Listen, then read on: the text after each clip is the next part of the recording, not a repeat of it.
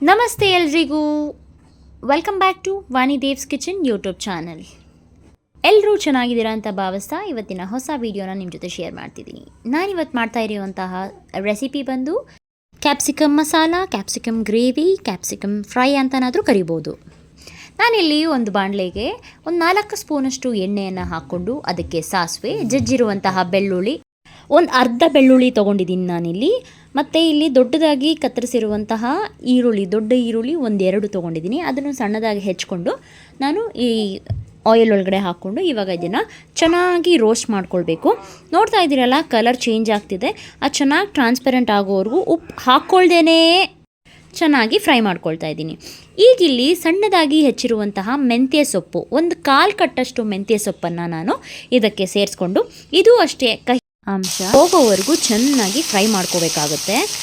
ಈ ಕ್ಯಾಪ್ಸಿಕಮ್ ಫ್ರೈಗೆ ಮೆಂತ್ಯ ಸೊಪ್ಪು ಹಾಕೋದ್ರಿಂದ ಇದರ ರುಚಿ ಇನ್ನಷ್ಟು ಹೆಚ್ಚಾಗುತ್ತೆ. ಅದಾದ ಕಾರಣ ನಾನಿಲ್ಲಿ ಮೆಂತ್ಯ ಸೊಪ್ಪನ್ನು ಬಳಸಿದ್ದೀನಿ. ಈಗ ಇದಕ್ಕೆ ಸ್ವಲ್ಪ ಸಣ್ಣದಾಗಿ ಹೆಚ್ಕೊಂಡಿರುವಂತಹ ಟೊಮ್ಯಾಟೊ, ಅಂದರೆ ನಾನಿಲ್ಲಿ ಮೀಡಿಯಮ್ ಸೈಜ್ ಟೊಮ್ಯಾಟೊ 1-2 ತೊಗೊಂಡಿದ್ದೀನಿ. ನಾನಿಲ್ಲಿ ಸುಮಾರು ಕ್ಯಾಪ್ಸಿಕಮ್ ಒಂದು 4 ಜನಕ್ಕೆ ಆಗೋಷ್ಟು ಕ್ಯಾಪ್ಸಿಕಮ್ ಮಸಾಲಾನ ನಾನಿಲ್ಲಿ ರೆಡಿ ಮಾಡ್ತಾ ಇರೋದು. ಹಾಗಾಗಿ ನಾನಿಲ್ಲಿ ಮೀಡಿಯಮ್ ಸೈಜ್ ಟೊಮ್ಯಾಟೊ 2 ತೊಗೊಂಡಿದ್ದೀನಿ. ಮತ್ತಿಲ್ಲಿ ಟೊಮ್ಯಾಟೊ ಸ್ವಲ್ಪ ರೋಸ್ಟ್ ಆಗ್ತಿದ್ದಂಗೆ ನಾನಿಲ್ಲಿ ಒಂದು ಅರ್ಧ ಚಮಚದಷ್ಟು ಉಪ್ಪನ್ನು ಸೇರಿಸ್ಕೊಳ್ತಾ ಇದ್ದೀನಿ. ನೀವು ನಿಮ್ಮ ರುಚಿಗೆ ತಕ್ಕಷ್ಟು ಉಪ್ಪನ್ನು ಇದಕ್ಕೆ ಸೇರಿಸ್ಕೋಬೋದು. ಫ್ಲೇಮ್ನ ಸ್ವಲ್ಪ ಲೋಲ್ಲೇ ಇಟ್ಕೊಂಡು ಇದನ್ನು ಚೆನ್ನಾಗಿ ಫ್ರೈ ಮಾಡ್ಕೊಳ್ಬೇಕು.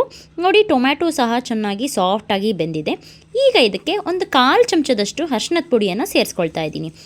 ಮತ್ತು ಇದರಲ್ಲಿ ನಾನು ಧನಿಯಾ ಪುಡಿ 1 ಸ್ಪೂನು, ಗರಂ ಮಸಾಲ 1 ಸ್ಪೂನು, ಖಾರದ ಪುಡಿ 1 ಸ್ಪೂನು ಮತ್ತು 2 ಸ್ಪೂನಷ್ಟು ಸಾಂಬಾರು ಪುಡಿಯನ್ನು ತೊಗೊಂಡಿದ್ದೀನಿ.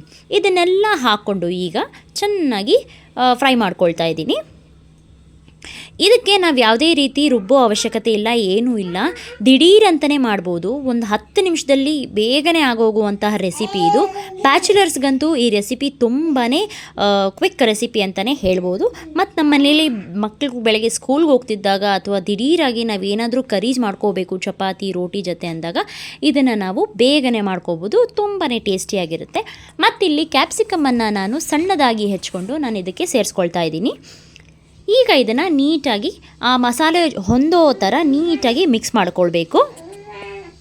ನಾನಿಲ್ಲಿ ನೀರನ್ನು ಈಗ ಚೆನ್ನಾಗಿ ರೋಸ್ಟ್ ಆದಮೇಲೆ ನಾವು ನೀರು ಕುಡಿಯೋಂತಹ ಲೋಟದಲ್ಲಿ 1 ಲೋಟದಷ್ಟು ನೀರನ್ನು ಇದಕ್ಕೆ ಸೇರಿಸ್ಕೊಳ್ತಾ ಇದ್ದೀನಿ. ಸ್ವಲ್ಪ ಮಸಾಲ ಇರಬೇಕಲ್ಲ, ಹಾಗಾಗಿ ಈಗ ನೋಡಿ, ಕ್ಯಾಪ್ಸಿಕಮ್ ಈ ಸ್ವಲ್ಪ ನೀರಲ್ಲೇ ಸ್ವಲ್ಪ ರೋಸ್ಟ್ ಆದರೆ ಮಸಾಲೆ ಬಿಟ್ಟು ತುಂಬ ಚೆನ್ನಾಗಿ ಹೊಂದ್ಕೊಂಡು ಗ್ರೇವಿ ರೆಡಿ ಆಗೇ ಹೋಗುತ್ತೆ. ನೋಡ್ತಿದ್ದೀರಲ್ಲ ಎಷ್ಟು ಸಿಂಪಲ್ಲಾಗಿ ಬೇಗನೆ ಮಾಡ್ಬೋದು ಅಂತ ಹೇಳಿ. ನೀವು ಒಮ್ಮೆ ನಿಮ್ಮ ಮನೆಗಳಲ್ಲಿ ಟ್ರೈ ಮಾಡಿ ಹೇಗಾಯಿತು ಅಂತ ಕಮೆಂಟ್ ಮೂಲಕ ತಿಳಿಸ್ಕೊಡಿ.